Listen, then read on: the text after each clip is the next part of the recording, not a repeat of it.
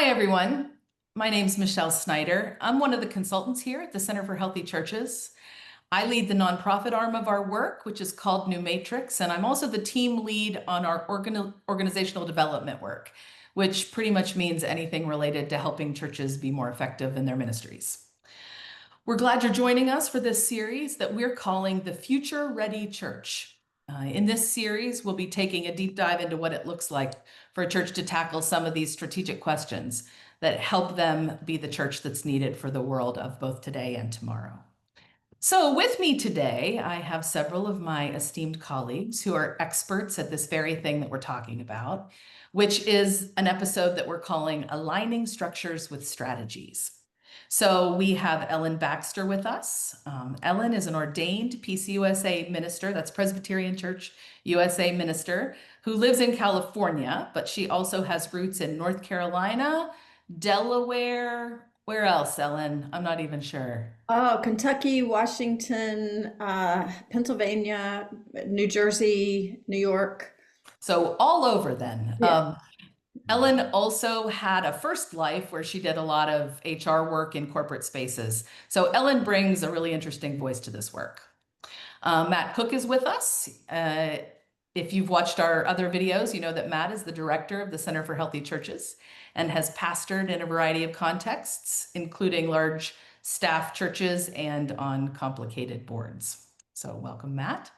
And finally, Joel Snider. Joel is a Baptist pastor who is as wise as he is competent, and he hails from somewhere in Georgia.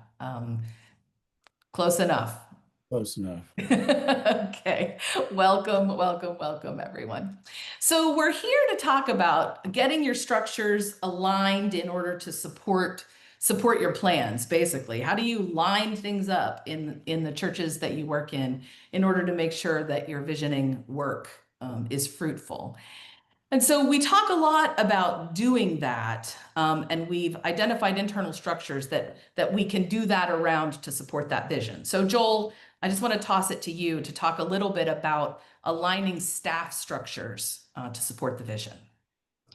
Well, many churches use multiple paid staff. I pastored a church that did that. Not every church does, but if I could narrow down to, just one thing in a church that has a paid staff, every action step will have to have someone who's responsible for it, who's someone who is assigned that task and someone who is accountable. And what I've discovered in both my career as a pastor and then with CHC is that in order to assign something to somebody like that, that's a brand new thing, a new strategy, they have to have buy-in. They've already got plenty to do. They've already got a job that they're comfortable in, and this will be something added to what they're doing, if assuming they've been in place. And if they don't have buy-in, it's going to be really tough. So buy-in, they've got to be invested from the very beginning. It sounds like what you're saying is that it shouldn't be the pastor. You're sort of presuming that it's someone else on the staff.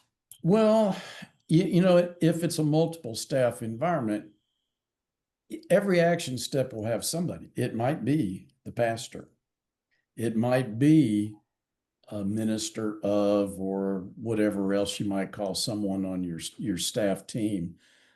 Whoever that is, they've already got a job. They're already, filled with things to do. So to have something new to move forward, they will have to be bought in that this is really worthwhile. This is something important to moving the church to the future. And that comes from participation, whether it's a pastor or a staff member.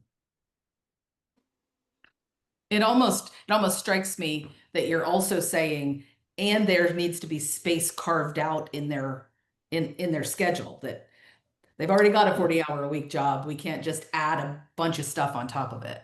Correct. At least 40 hours a week. And yeah, right. Yeah. So I just think that's part of the process, is recognize, people are really, I can think particularly like people in student ministry. Somebody has a great idea what the student minister ought to do.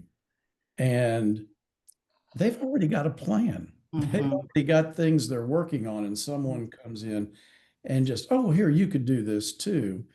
And when a church goes through a strategic process, there is a lot of tasks, many tasks to be added to somebody's responsibility.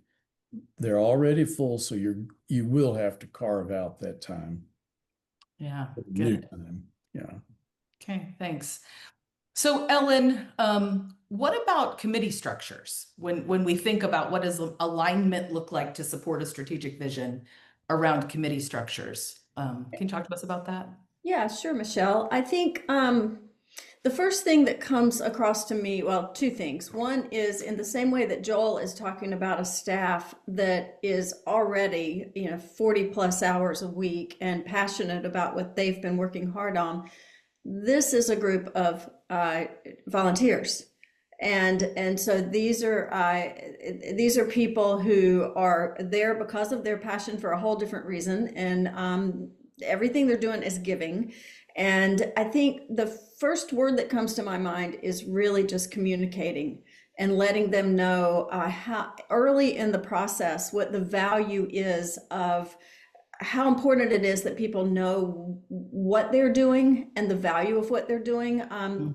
Aligning them with the purpose of why it's important to connect dotted lines to congregation, to session or board, whether you're talking about a Presbyterian or another denomination.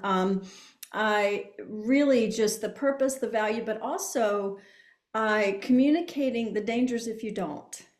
Because then you run into issues of siloing, breaking down in communication, dissent among congregations, or exclusion, assumptions. All those things that you don't want to go down that road with people.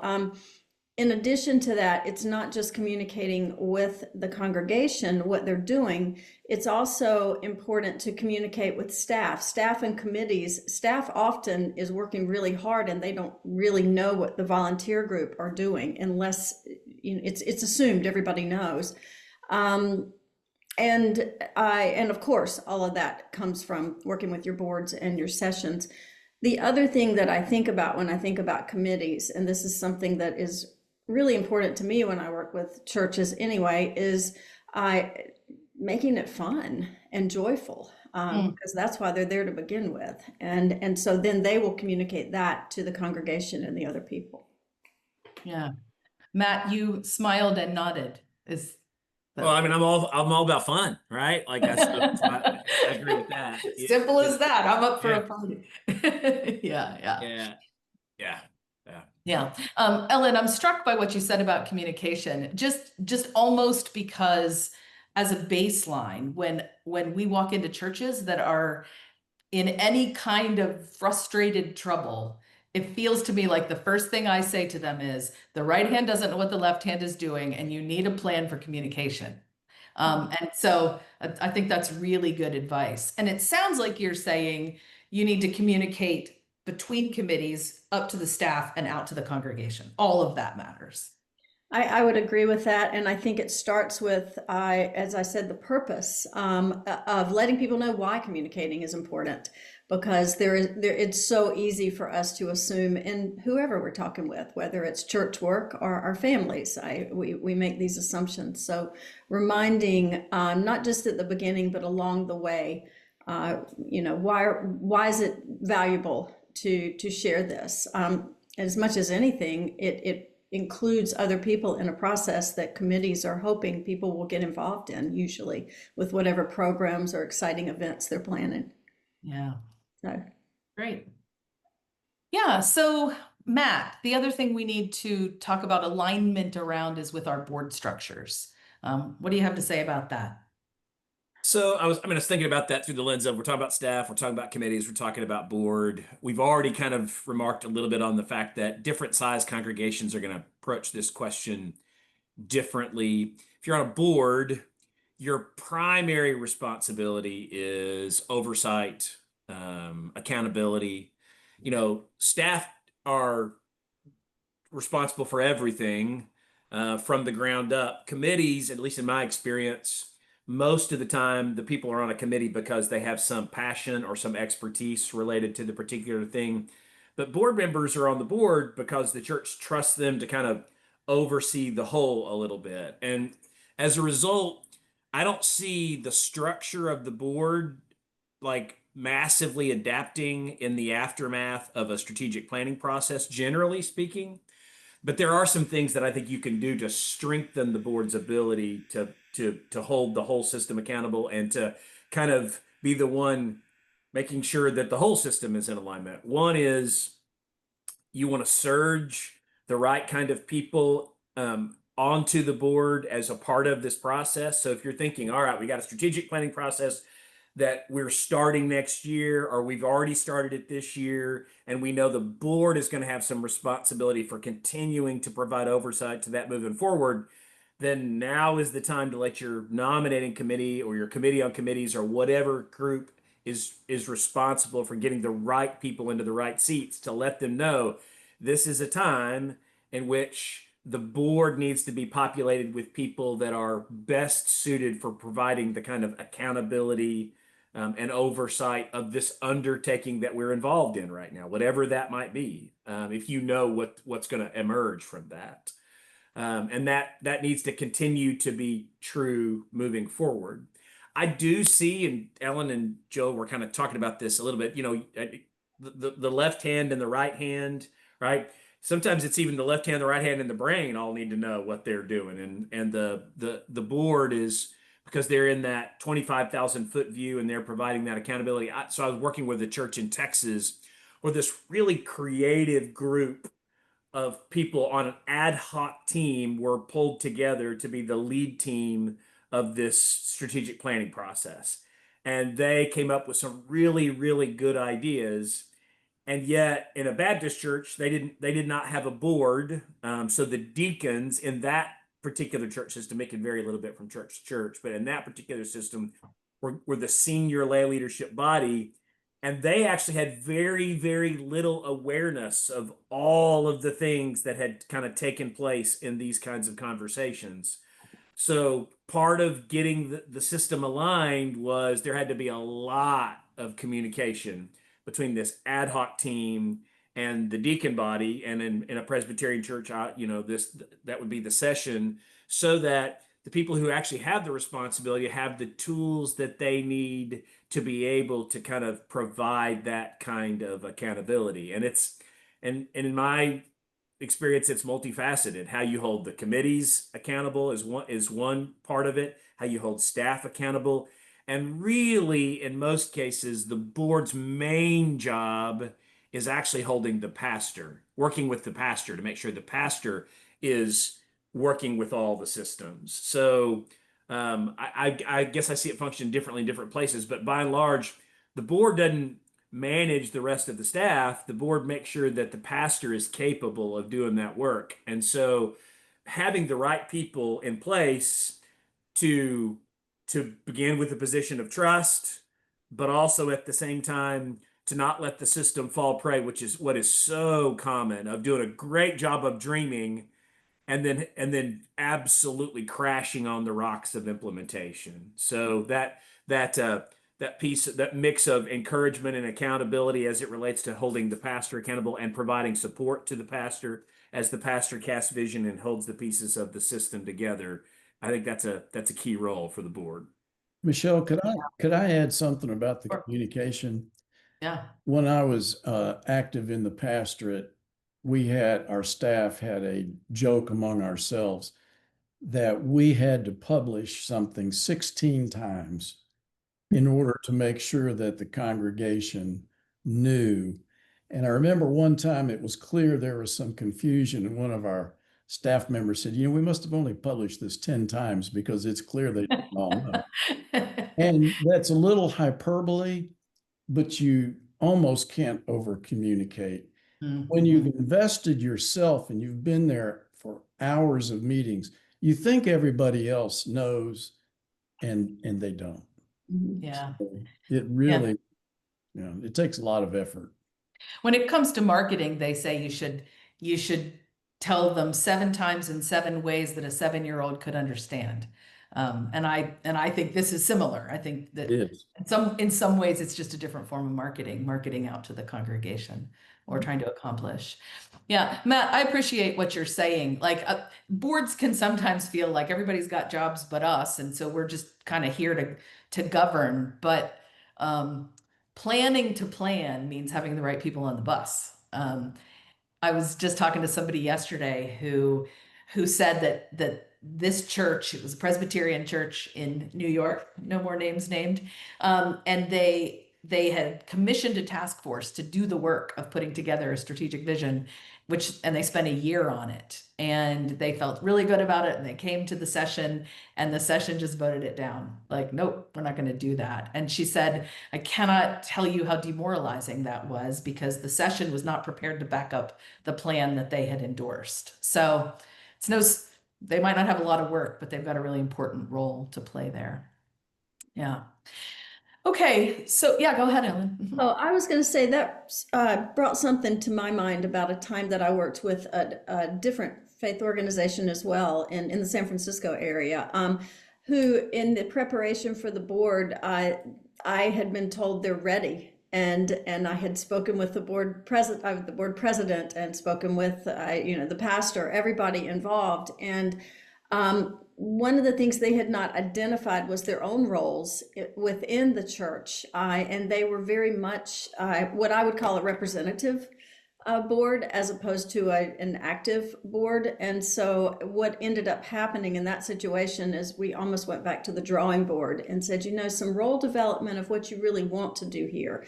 It doesn't mean you don't have a strategic plan that you need to do, but who's going to actually do it, and what is your role to do in that? And that had a huge impact on the outcome, and it looked very different, and it took longer, but in the long run, it was better to do it right than do it twice.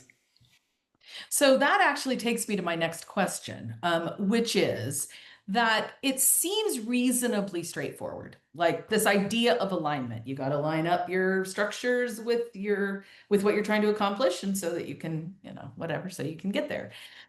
But we see problems all the time where this doesn't work, or it doesn't go the way that we think that it should. And I wonder, I'll go to Joel first. What are some of the obstacles that you see churches running into, whether it's staff or boards or committees or whatever, when it comes to trying to do this alignment work to support the vision?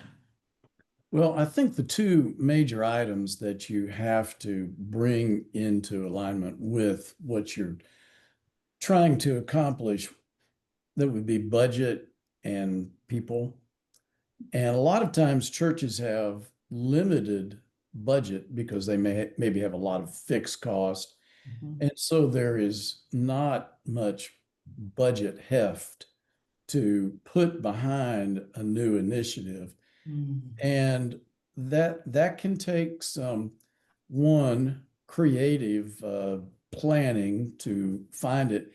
And it takes, again, I'm just going to go back to buy-in, because in most cases, some committee, some staff, some board is going to have to give up some funding in order to enable funding for whatever the new thing is. And, we all know how difficult that is.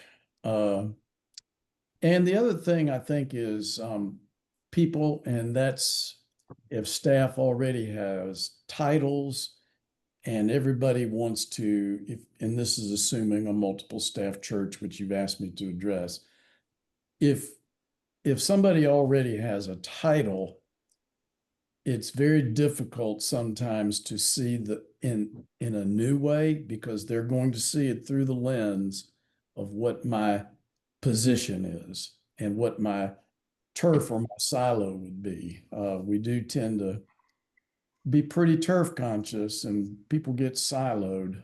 So I'd say trying to break people out of their silos and trying to find those places where you can put enough budget support behind it to really give it teeth and a chance to be effective. Interesting. Somebody famous, I might be Friedman. I think it was Friedman who said that people don't resist change, they resist loss. Mhm. And yeah, it sounds a little bit like you're saying something in that ballpark.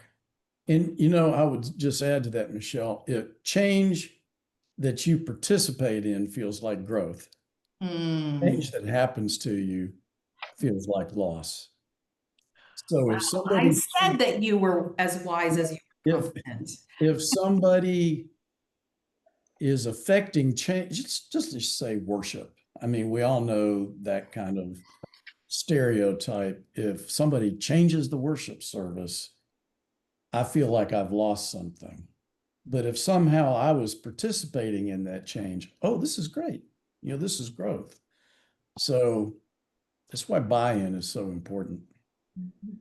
So let me repeat that back. You said change that you participate in feels like growth. Change that happens to you feels like loss. That's right. A And that's great why you're line. going to have one set of people in the congregation who's so excited about the change because they've been participating in it and it's growth to them. And the people who are losing something, it's a grief. But Joel, I'm just talking now. Like, yes, yes and amen. And yet you can't get every single person in the church's buy-in for that. Like you're going to make budgetary changes. That's going to cost some people something. What do you do about that?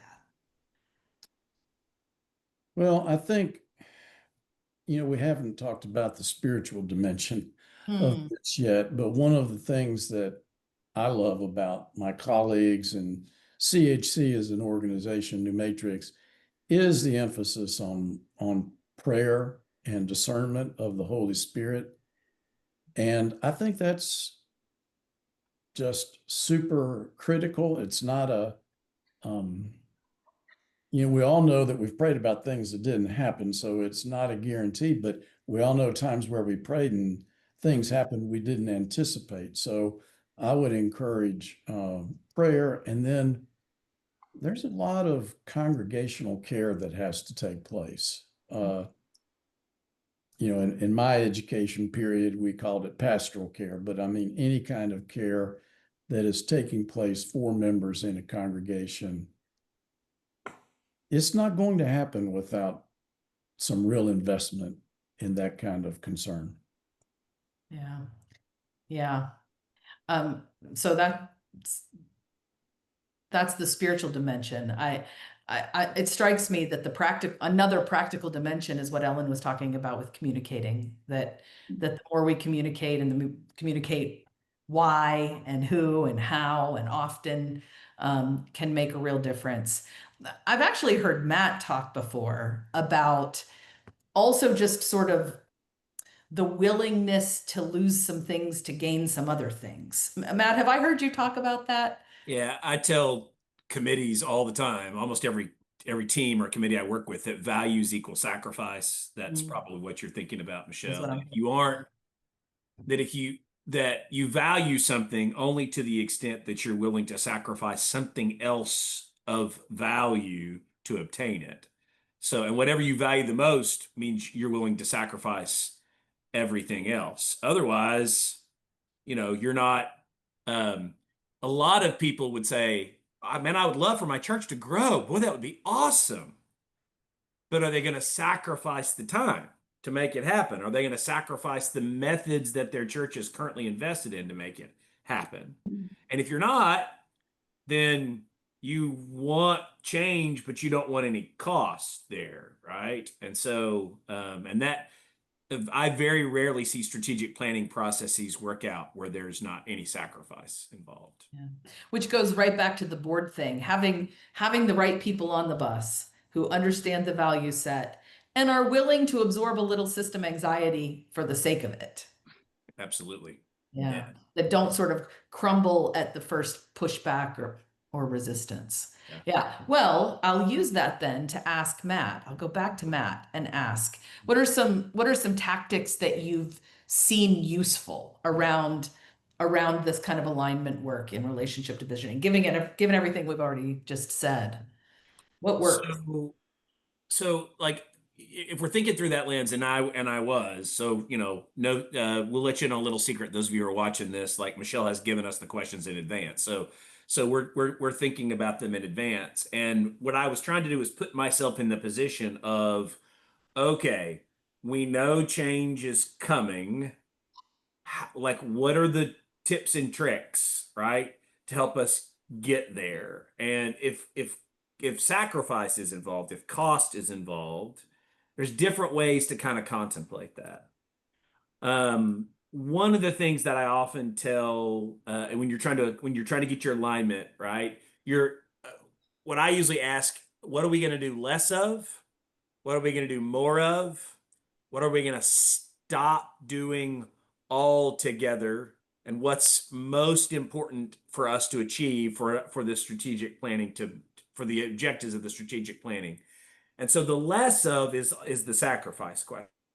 There are some ways to there are some tips and tricks to contemplate that. One of the things that I encourage congregations often, and this is usually more committees than it's the board, but to consider is, would you pause some of the things that you're doing for a while? I'm not asking you to get rid of them yet. We might get there, but what would happen the if the flower committee didn't meet for the next 6 months, and all of the energy that we get back, the people that are involved in that task, they're giving energy into the strategic planning process? What would happen if you get it, you can fill in the various part of this. What if we just sit, we're going to see what happens if we do without this for a little while. We're not making permanent change, we'll come back to it. Let's just pause a little bit. And it's a way to kind of get people used to the idea and do it as an experiment a little bit. Sometimes you'll discover that what you paused was necessary, and while not everybody understood that it was important, it beginning to disappear. A lot of people noticed it, and it was more important than other people realized. So bring it right back. If nobody notices, just don't take it off pause. So that's one tool that I would say. Another, Marie Kondo, right? Remember the Marie Kondo method of decluttering? She would ask, does this item bring joy? And I think what the church should ask is less joy, does it bring life, right? Is this process that we are involved in, is it bringing life to a lot of people? And if it's not, what she says, if I remember correctly, she says, thank it for its service and then let it go, right? Like that notion of, we need to be thankful for structures that have existed for a long time that are no longer necessary, I think is a kind of thing we forget along the way. You've had this process that worked at some point, or it never would have come into being at all in the first place. So what if either the leadership or the entire congregation sat around that process for a moment? So back in the 20th century in Baptist churches, I don't know if this is true in Presbyterian churches, bus ministry was all the rage back in the 20th century, right? We're going to send the bus out in the neighborhoods, and we're actually going to line up kids or families and get them to come to church. And the bus was the tool that we utilized. And then bus ministry stopped being effective for a variety of reasons. But bus ministry at its essence was an attempt to take church to people, right? To not just wait for people to come to us, it was us going to them. So even if you stop a tactic, the value behind that tactic, stop and saying thank you for it, is a way of reminding yourself, we don't want to let the value go. We just may need to let the tactic go a little bit. And it also, I think, has the value of, if that whatever that tactical thing was ongoing up until the strategic process, it's also a way for you to say thank you to the people who were heavily invested in that tactic. They need to be seen and heard. It goes back to what Joel was saying. If we recognize the people that have been giving their time and their energy, and we say, you've been doing something valuable, even if we need to change things tactically, they're far more likely, I think, transfer that energy into what's new rather than resisting and feeling it completely as loss. So So that sense of saying thank you, and if you've got to let it go, this is a very spiritual practice. And another tactic that I think is important is lament. Right? It's okay to say we're sad to see this go. I was working with a church in Oklahoma they had this in the 20th century. They had invested like hundreds of thousands of dollars. Today it would be millions of dollars in a family life center. Like this was like they had a bowling alley, right, in their church, among other things. But the trends had moved away. People were going to athletic clubs now for that, like in gyms for that kind of thing. And there are some people that just they looked at it and they loved it. It's okay to say, we're sad that the trend has changed. So lament, I think, can be an important tactic. Yeah, I'll stop there. Yeah. Yeah. So treating things like experiments instead of just hacking them off. The Marie Kondo thing, although I've never forgiven her for saying you should get rid of all your books. I could live in an empty house as long as she lets me keep my books. But that's a really good use of Marie Kondo. And then lament. Good. Ellen, tactics, any strategies that you've seen work? So, and just really, and based on all the wonderful things that I'm already hearing in the room, I think that the whole naming things up front is huge. And that's a value a consultant adds as one of many is being, we can get up in front of a group and say, you know what, some of these things might end and you might choose to do that, and that's okay. And you'll have new things that replace them, or whatever it is that needs to be named. The other thing, though, that I think is so important alongside that is just establishing the fact that every single voice in that church counts in this process. Everybody's voice matters in the process. Most people, I think, are reasonable at heart, and while some things can be challenging if they feel like they were a part of the conversation. And some of the things that that Matt and Joel have referred to are listed. That maybe it's not going away forever, but for right now, what does God call us to be and do? I think most people at their heart just want to be part of the process and move it forward. Another thing that comes to mind is how valuable letting people know the creativity that other faith organizations have thought of can be. So many times, in fact, what is the survey that was done so many years ago that most people quit their job? 98% of them quit because they didn't know what they were supposed to do. They didn't know what was expected of them or what they could make happen out of their position.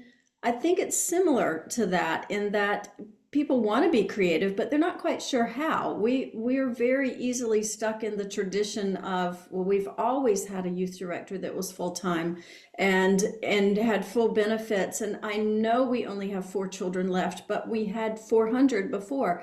How do we make that change? And it feels like it happened really fast, I think, in congregations frequently lately. So just to offer that, your voice counts. Here are some possibilities.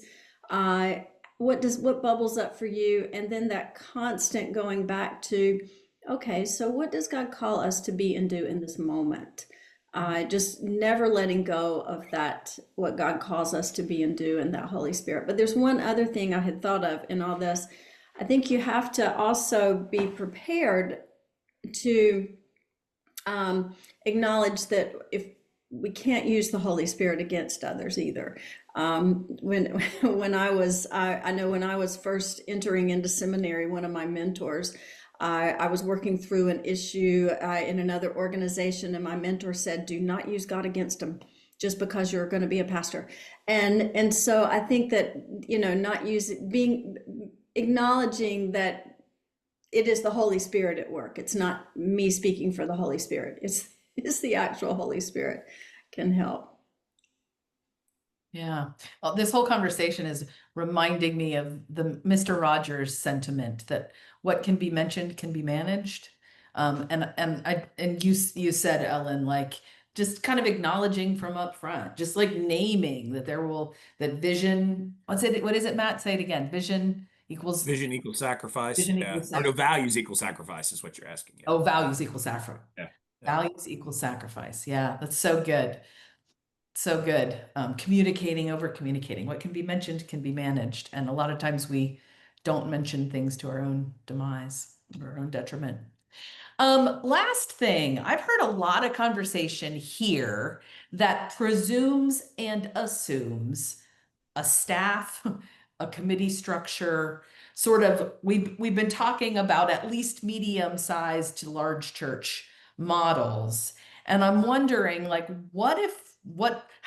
is there any alignment work to do when we're a pretty flat structure, when we're a pretty small place? Does the conversation change any? And I'll just open that up to the room because I didn't give that question in advance. Is there anything that, Joel, do you have a? Well, I still think somebody's task will have to be adjusted, whether it is the flower committee, as Matt illustrated, or whether it's a person on a multi-person staff. Somebody's task will be adjusted. It will involve different work, new work. And because we're not going to get to a new place doing the old stuff. Mm-hmm. So I think no matter what, how hierarchical, flat your staff or your church may be, somebody's going to have to adjust what they've been doing. And I just think that's true no matter what. Even if you're a solo pastor. Even if you're a solo pastor, it's going to change your life. Yeah. Yeah. I think there's always alignment work to be done, no matter what size the system is. If there are enough people in the system for there to be differences of values and differences of opinions, there's always alignment work that has to be done. So where 2 or 3 are gathered together. Yeah, absolutely. The nature of like how you go about that's going to differ in a smaller system versus a larger system. How you communicate, so I pastored the very first church I pastored is a rural church, a First Baptist Church of Rosebud, Texas. Great people, and the church was small enough that like the left hand knew what the right hand was doing all the time, but there was still a difference of opinion. And if we're going to try something new, if we're going to bring something new into being that does not currently exist, there were some people that were going to be happy about it. There were some people that are going to be unhappy about it. And, the primary way that I did alignment work as a pastor, and that was like conversation around the table. That's, face-to-face communication. That's how that worked. Mm-hmm. That doesn't work in a really, really big system. You can't make a touch with the entirety of a congregational membership of a church that's running, of 1,000 members, but in a church 150 members, that was possible. So just a different. So you're saying that in a 1,500 member church, your strategies for communication might be virtual distribution and newsletters, and in a small church, it might be sitting around a board table, but the point is still communication. Yeah, and equipping multiple people to do the relational work too, right? So as opposed to one person being the one who did the heavy lifting on the relational work. But what is universal? Train the trainers, kind of thing. Work. Yeah. So. Yeah. What did you say? I'm sorry. I said train the trainers, like communicate to the communicators. In a big system, right? You're equipping people to do the work. That's the primary work of it. Whereas in a small system, if you're the pastor, you're the one who's usually doing the work. So yeah. A couple of things come to mind for me and what is in this conversation. One is in working with smaller churches and as a pastor of a smaller church, one thing that I've found matters is if you're going to vote on what's going to happen, you need a larger majority, or maybe everybody needs to be on board for what you're going to do. As opposed to a larger church where you've got a board or a session with 20 people on it. The other thing is there's so much passion when a smaller church gets excited about what they're capable of. And so if you're not careful, it can, everybody's like, we can do it all. And so being very realistic and working together to say, well, we can do it all, but let's talk about what that looks like and when that looks like, and what makes the most sense for us right now in the order of how we organize it. And what does it really look like? For example, in one of my churches, we've been asked to become an inclement weather shelter. Everybody wants to do it, but somebody's going to have to volunteer, and they're stretched. So, so we need to be realistic. And ultimately the decision out of that was, if the county would like for us to do that, they need to provide us with volunteers. Right now, we don't have that bandwidth. And so finding solutions that around what's realistic to work with can help for success, I guess, as opposed to setting yourself up to fail. Good stuff. Well, I think that we are at time. So I would like to say thank you to our panel of esteemed experts. Also, thank you to you if you're listening today. We're grateful for the chance to think with you about this thing that occupies our days, which is helping churches participate in God's call to us in the most effective ways possible. We hope that you've heard some advice or insights that you found helpful. We love it when folks like you call to ask us to journey with you. We've got some consultants who are deep wells of expertise and are really good at what they do. So if you ever need any assistance with long-range planning or conflict or structural alignment like we've discussed here today, please don't hesitate to reach out to us through our website at chchurches.org.